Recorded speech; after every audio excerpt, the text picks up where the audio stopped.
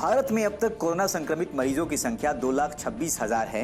वहीं मरने वालों की संख्या 6,348 है, जो दुनिया भर की तुलना में तो कम है, लेकिन देश में 2 लाख से ज्यादा कोरोना संक्रमित मरीजों की संख्या पर गौर करने पर पता चलता है कि इस आंकड़े तक भारत को पहुंचाने में 3 लोगों मौलाना साद, उद्धव ठाकरे और अरविंद केजरीवाल की लापरवाहियों ने अहम भूमिका निभाई है।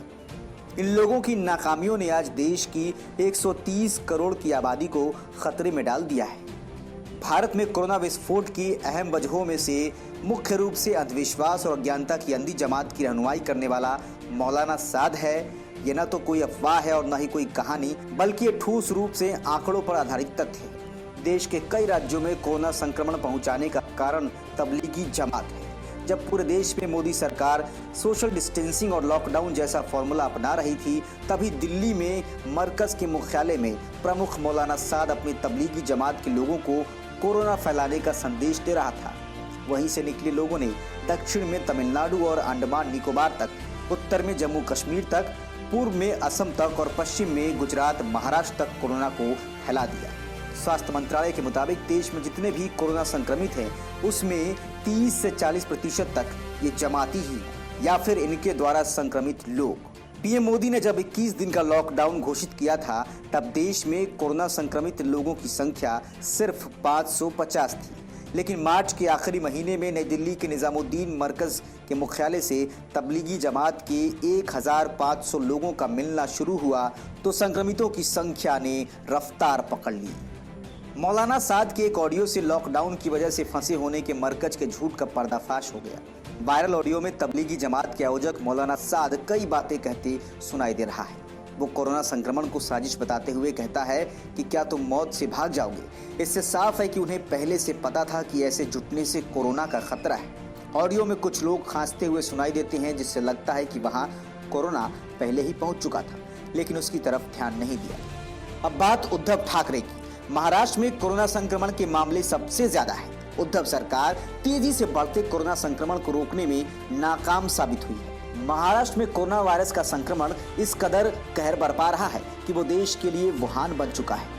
आरोग्य सेतु ऐप से मिले आंकड़ों के मुताबिक 5 जून 2020 तक महाराष्ट्र में कोरोना के मरीजों की संख्या बढ़कर 77,793 तक पहुंच गई। वहीं राज्य में बीते 24 घंटों में कोरोना संक्रमण के 2,933 नए मामले सामने आए और इस महामारी से अब तक कुल 123 लोगों की मौत भी हो चुकी है। इससे राज्य में मरने वालों का आंकड़ा बढ़कर 2,710 हो गया। मुंबई में कोरोना वायरस के कुल मामलों की संख्या बढ़कर 44,931 हो चुकी है। इसके साथ ही शहर में अब तक 1,465 लोगों की जान गई है। राज्य में पिछले 24 घंटों में हुई 123 लोगों की मौत में से 48 की जान सिर्फ मुंबई में गई। वहीं महाराष्ट्र में कोरोना वायरस के कारण मृत्यु दर 3.37% है। महाराष्ट्र की उद्धव सरकार कोरोना को रोकने में पूरी तरह से विफल साबित हुई है और सरकारी प्रबंध भी नाकाफी। सरकार की नाकामी के चलते ही मासूम लोगों की जानें गई। दरअसल उद्धव सरकार के पास कोरोना संकट को रोकने के लिए कोई योजना नहीं। उद्धव ठाकरे का प्रशासनिक अनुभव कम होना भी राज्य में कोरोना के फैलने का एक प्रमुख कारण है। कई नेताओं ने उद्धव ठाकरे के प्रशासनिक अनुभव पर सवाल उठाया है। उद्धव ठाकरे की अनुभवहीनता के चलते ही आज महाराष्ट्र में कोरोना वायरस नियंत्रण से बाहर होता जा रहा है और सरकार बेबस नजर आ रही है। दिल्ली के विवादित मुख्यमंत्री अरविंद केजरीवाल की बात करें तो उनकी कारस्तानियां अब दिल्ली की जनता पे भारी पड़ रही है। केजरीवाल सरकार ने दिल्ली में कोरोना से जंग में शुरू से ही लापरवाही बरती। सीएम केजरीवाल कोरोना के खिलाफ सख्ती से कदम उठाने के बजाय अपनी वाहवाही में जुटे रहे। इसी लापरवाही का नतीजा है कि दिल्ली में कोरोना का संक्रमण बेकाबू होता जा रहा है। केजरीवाल सरकार के निकम्मेपन के चलते दिल्ली कोरोना कैपिटल में तब्दील होती जा रही है। बीते 4 दिनों की बात करें तो दिल्ली में कोरोना का ग्राफ तेजी से बढ़ा। 5 जून 2020 तक दिल्ली में कोरोना से संक्रमित मरीजों की संख्या बढ़कर 25,000 को पार पहुंच गई है। वहीं मृतकों की संख्या 650। इतना सब होने के बाद भी केजरीवाल सरकार ने सबक नहीं सीखा है। केजरीवाल को बस ये पड़ी है कि दिल्ली से लॉकडाउन को पूरी तरह खत्म कर दिया जाए। लॉकडाउन 4 में राज्यों को अधिकार दिए जाने के बाद से ही दिल्ली सरकार ने पूरे शहर में बाजारों, दफ्तरों को खोलने के आदेश दे दिए। दिल्ली में बसों, टैक्सी, ऑटो को चलाने की अनुमति मिल गई। केजरीवाल सरकार द्वारा दी गई इस अनुमति का नतीजा है कि यहाँ कोरोना का ग्राफ तेजी से आगे बढ़ रहा है।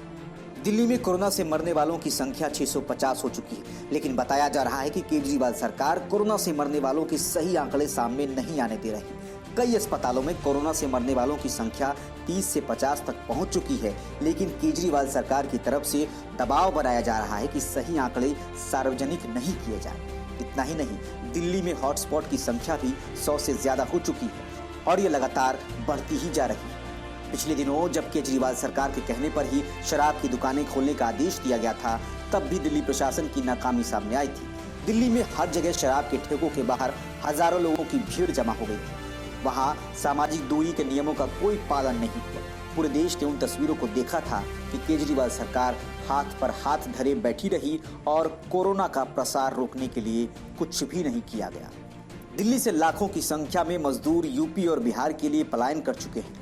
पलायन का यह सिलसिला आज भी जारी है, लेकिन केजरीवाल अपना गाल बजाने के सिवा और कुछ नहीं कर रहे। जब भी केजरीवाल मीडिया के सामने आते हैं, मजदूरों को राहत देने के तमाम दावे करते हैं, लेकिन धरातल पर ये दावे झूठे साबित हुए हैं। यहाँ तक कि केंद्र सरकार की तरफ से मजदूरों के लिए जो राशन और आर्थिक मदद दी जा रही है, उसे भी केजरीवाल उन तक नहीं पहुँचा पा रहे। मजदूरों का पलायन कोरोना संक्रमण को बढ़ाने वाला साबित हो रहा है।